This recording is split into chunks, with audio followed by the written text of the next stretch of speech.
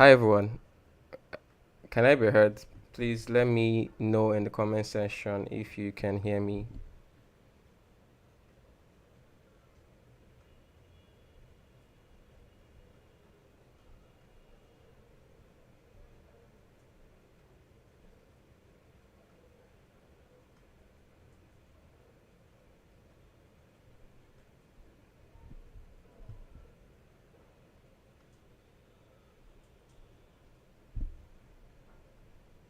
Anyone?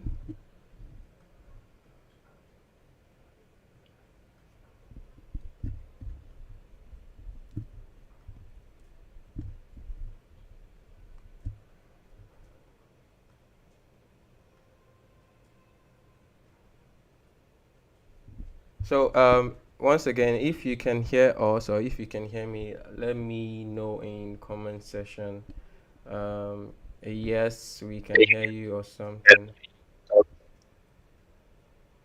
Okay, I guess we can.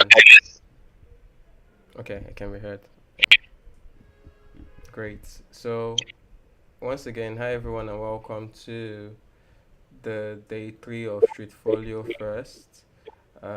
So we've had this for 2 days running, and I would say it's been a beautiful one. Um, yeah, very looking forward to what we have for today. So quickly into things, we have Paul Kelly, um, one of the best in the Nigerian brand design space, and today he would be taking us on showcasing our work on Behance. So, hi Paul, how are you doing? Women.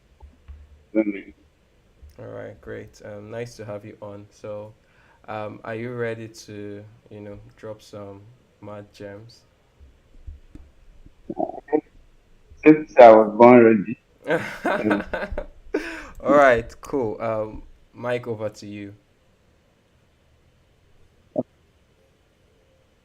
and everyone, good night, everyone on the side of the world. It's currently 9:11 p.m. here. I'm Paul Obaraguna, for popularly known as Paul Kelly in the design community. Um, I'm a brand identity designer, and I think I focus on designing visual identities, a little bit of motion, some wannabe of illustration, uh, whatever else I found my hands on, like workflow, website development and whatnot. So today I would be, talking to us about showcasing your work on the platform called Behance. For those who know about it already, it's a great asset for us designers, especially those of us that don't have the money or the time to build a personal website. And it's also a platform to showcase your work, to get clients, or assert your dominance in the design space. Um, so Chisa, is this safe for me to share my screen now? Oh yes, you can share your screen now.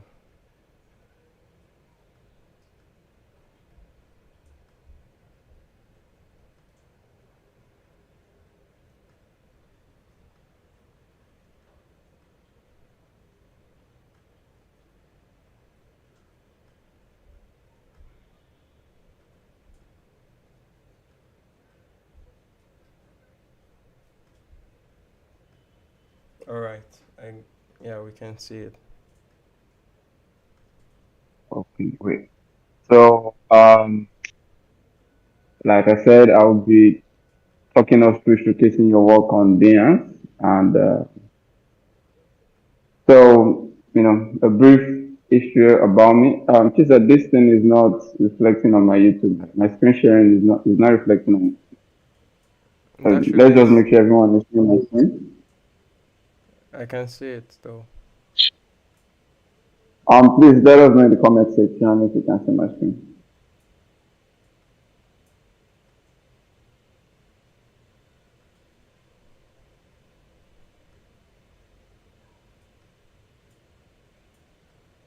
Yeah, I can see it on the YouTube on the live. You actually changed the screen. Uh, but can you see the deck? Yes. Okay, great. All right, let's get this party started then. So for those who follow me on Twitter, especially, you know that I'm a football geek. The only thing I really love more than myself is football. Um, And I have a keen interest in becoming the best version of myself, which was what led me to design. After figuring out that I was wasting my time learning mechanical engineering in school. Um, and for the past 6 years, I've been trying to figure out design in one way or the other. I'm studying in Mauritius at the Middlesex University, and I'm currently in my final year taking a course in advertising, PR, and branding. And I love to use Behance. I think Behance was made for someone like me, someone who loves to be in depth in the projects they make. And I specifically um, use Behance to showcase my longer form projects, my thought processes, my projects that are well rooted in ideas. So luckily for me, my projects have been featured 6 times on Behance, and yeah, so I think that was one of the things that qualified me to be speaking to you about Behance today. So let's dive in. Um, So what is Behance? So Behance is a social media platform that is owned by Adobe, and Behance's focus is to showcase and discover creative work across different fields in design, from brand design to product to 3D, AR, VR, and whatnot. Behance is like the best platform to showcase all this. And why Behance? It's because it's one of the best and most effective ways to showcase your work because it's cost effective. You don't necessarily need to subscribe to the paid part of Behance to be able to showcase your work or for your work to be featured or for thousands of people to see your work. So it's cost effective and it's better at generating leads even than your personal website. Um, so the class today or the session today would be in 3 stages. One is the pre-Behance, so what you should do before moving to Behance, before showcasing your work on Behance, or what you should know. The second one will be the practical part of showing you the processes on Behance, and the last part will be what you do after you publish your work on Behance. So those are the 3 stages we'll be going through. So in the first stage, pre-Behance, is to plan your project. So at this point, the project has been done. You've done the work. You've created the amazing work you want to showcase to the world. But there are some things to consider when trying to put your work on Behance. Now there are various ways you can showcase your work on Behance. You can make it as elaborate as having a very long presentation that could take 2 days to finish, or you can just make it 5 slides. It all depends on um, you as a designer and story you're trying to tell with your presentation and what you want people to see. So the first thing to consider is the order of presentation. Also, the people that know me know that I'm very big on storytelling, and which is like the second point in this pre stage. And the order in which you plan your project helps you to carry your viewer on a journey. And when we are showcasing our work on Behance, for instance, one of our audiences is just the other designers. But our main audience, because Behance serves as a portfolio for us, our main audience is potential clients or potential employers, rather. So we need to be able to carry them on a journey whereby your project is well planned across the different touch points you've designed for the different variables or deliverables you've designed. So you should be able to order it. So you should be able to order it in a way whereby okay, I'm starting from the logo, maybe I'm starting from an animation or from the colors or the typographic system, and then I want to carry you through this journey to see it from the start to the end. So having this in mind helps you to know what tools you should use on the Behance editor. Do you want to group 4 images together? Do you want to stack all your images one by one? Do you plan to bring in a video? How do you want to bring in the video? Is it going to be embedded on YouTube or Vimeo or nice friends? Or do you want to upload it on Behance directly and whatnot? So knowing the order you want to present your work makes it easy for you to be able to communicate what you communicate. Another thing to know is the file dimensions on Behance. I personally use 1920 by 1080 as like my default um, file size on Behance. But according to Behance, all images are displayed at so all images have a width of 1400 pixels. So if even if I'm using 1920, Behance is going to display it at 1400 pixels. So your images should be able to correspond to that aspect ratio. So your height is infinite, but your width, so if you want to make it 14,000 pixels or more, it's left to you. But you shouldn't necessarily go below that, or else you'll not be able to maximize the full Behance gives you to be able to showcase your work. And another thing know is the file format, which is like the formats that Behance accepts on their platform.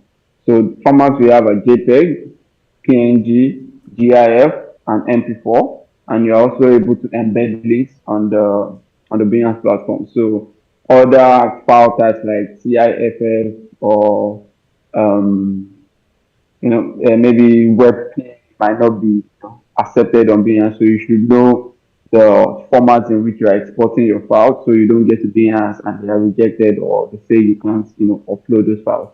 And the file sizes, and this mainly comes when you are using maybe imagery in Illustrator or something like that, and you export them as very big sizes.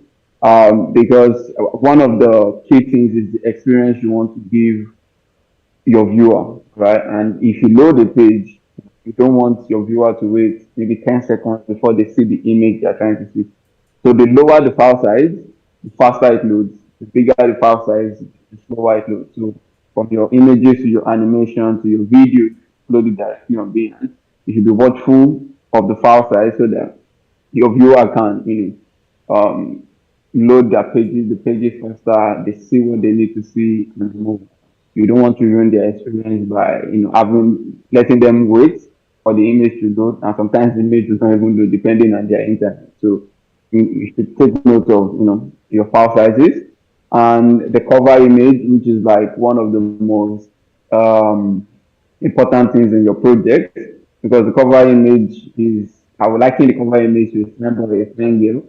And that is what is going to attract you to them at first, because you are like, oh, then look at this beautiful lady or this beautiful man, and then you want to get to know them more. So the cover image is basically what to make somebody who is randomly seeing your project on the search list, maybe on Pinterest, on social media or whatnot.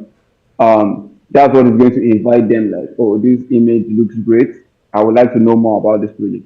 Right. So your cover image should basically be the best of the best in your work, what your work is all about. Have that as the image that will be showed on Behance search list. And so Behance is very strict the size of this. It's at 808 by 632 pixels.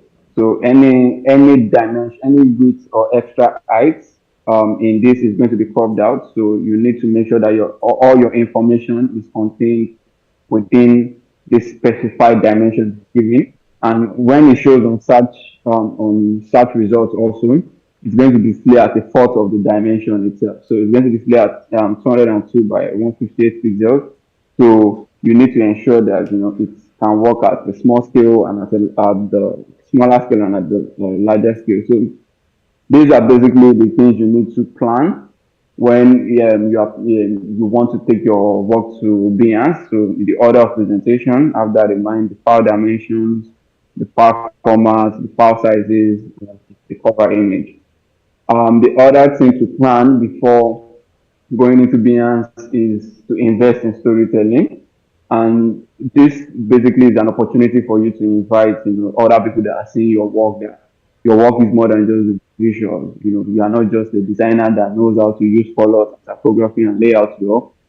Everything you are doing, every decision you are making, the reason you are using a particular color, a particular typeface, or the system you created has a big idea behind it. Right? And maybe designers can see your work and understand what you've done. It's not a guarantee, but people who are less inclined, who are less design inclined, those are like employees and your potential employers and your clients, they need to understand, what they are looking at. And it's fine, like I said earlier, there are many ways to present your project. There are some who at the start of the project they just write the problem, the solution, and they show a bunch of visuals. It's fine, right? There are some people who don't even bother to do that. They just show a bunch of visuals and say, I created this project for, 234 Brown Street, and this is it. No context, and it's also fine. But the thing is that there are a lot of designers on Behance, not enough, but you are in a sea of other designers. You need to be able to stand out at every opportunity you have. Keying into storytelling is one way your work can stand out. And basically, keying into storytelling is like you are explaining what you've done. Literally, you're explaining what you've done on the project, giving more context. Average person